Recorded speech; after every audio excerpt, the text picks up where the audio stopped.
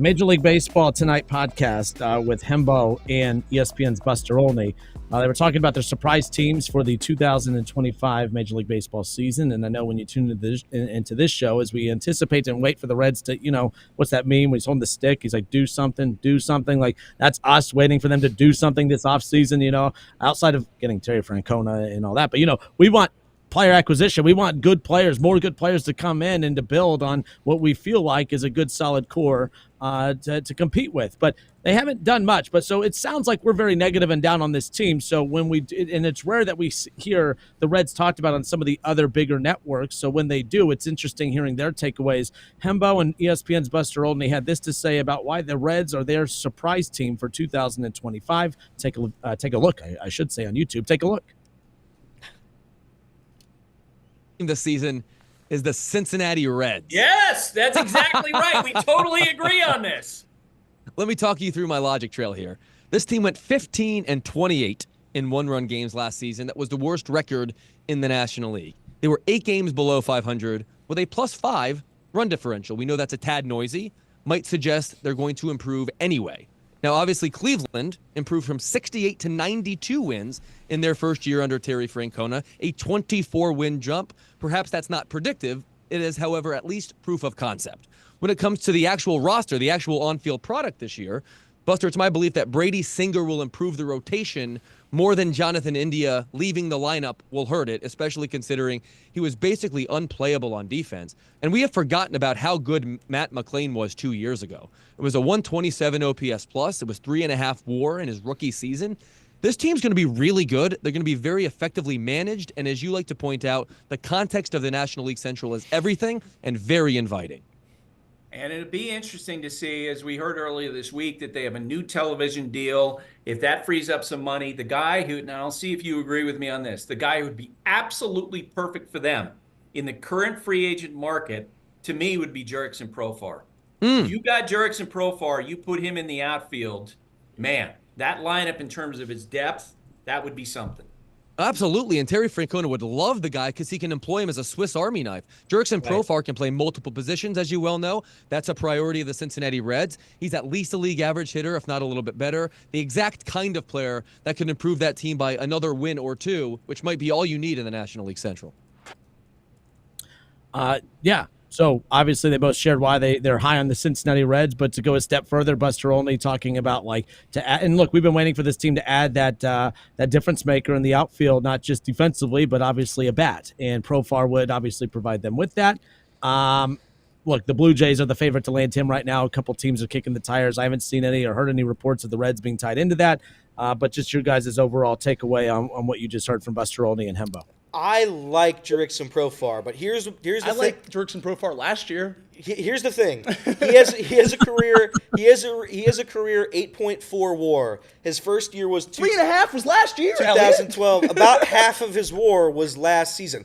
Now, to his credit, it took, I want to say, 7-8 years for Edwin Encarnacion to be a relevant player in this league. It took him a long time. And I was looking at the stats yesterday because I saw Edwin was going to be added, perhaps to the Hall of Fame ballot next year.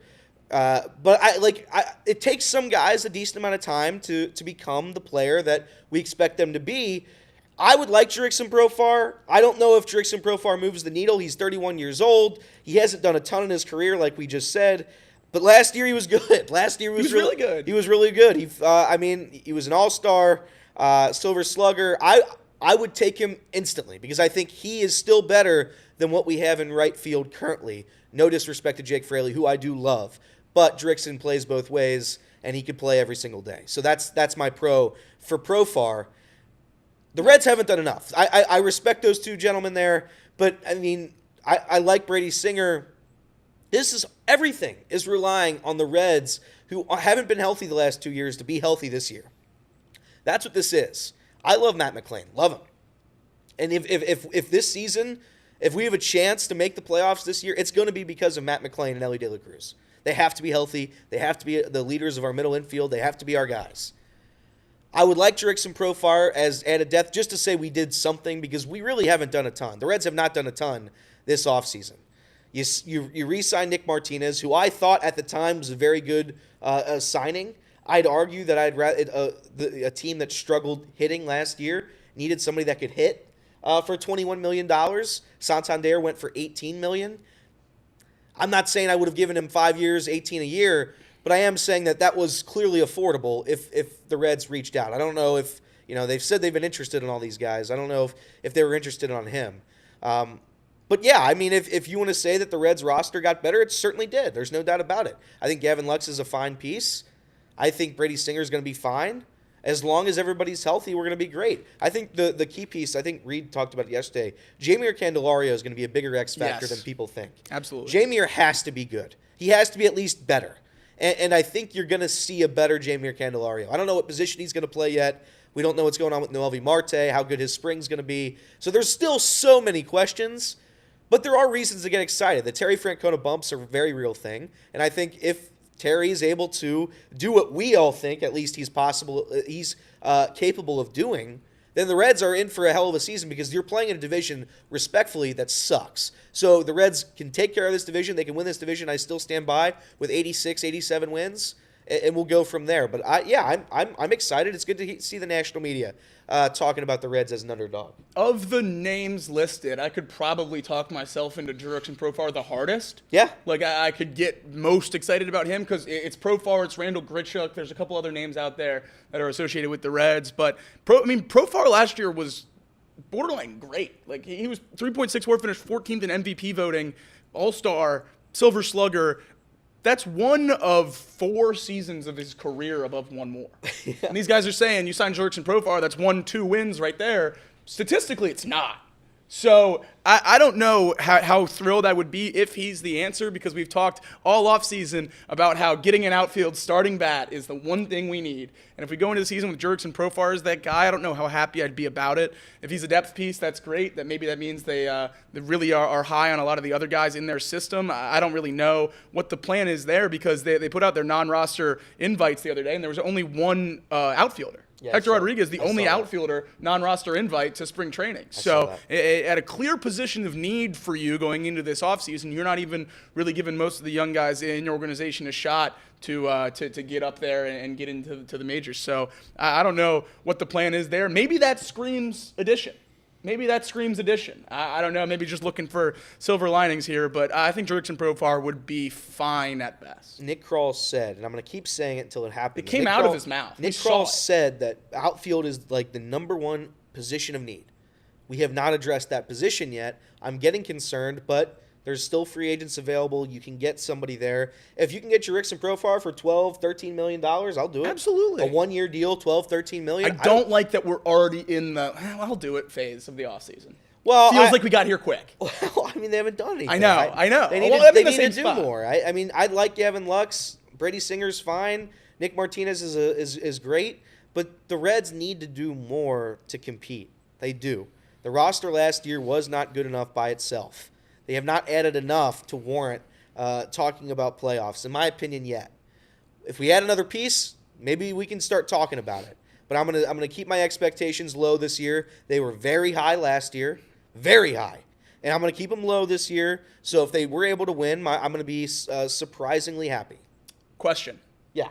January 22nd, 2024. Sure. January 22nd, 2025. Which one were you more optimistic? By far 24. I mean, it's not even close, right? It's not even remote. Well, because you were coming off such a special season. But this roster's better. It's better. That's the crazy thing. It's better, and you have your guy at manager. There's no doubt about it. The staff's better top to bottom. The roster's better top to bottom. The rotation's better top to bottom. All the young guys we were excited in last year have another year under their belt. Whether they're better or not, we don't know. They're at least more experienced. And we all unanimously feel worse. Like last year, but here's the thing. Last year, I had the thought that we had guys that were injury prone. After last year, I know we have guys that are injury prone. That's right? fair. That's fair. We're coming into this season, and I don't know who's going to be here for 140 games. I just don't know who's going to be there. Our bullpen was fine last year. I would argue it was a large part of the reason the Reds had success. The bullpen arms this year, like if you look at those names, those aren't great names. Right. Like they're fine players here in Cincinnati, But what was that projection that you showed me earlier on? Our bullpen's projected a Negative WAR. a negative WAR combined. As a whole. There's just a lot of work to be done, and I don't know if they're going to do all the work. I'm gonna have low expectations so I can be surprisingly happy when they exceed it. There's still Well, the good work thing to be is- done. There's still a lot of work to be done. The good thing is we're just a few months away from what moves will the Reds make at the deadline, just to be disappointed come July.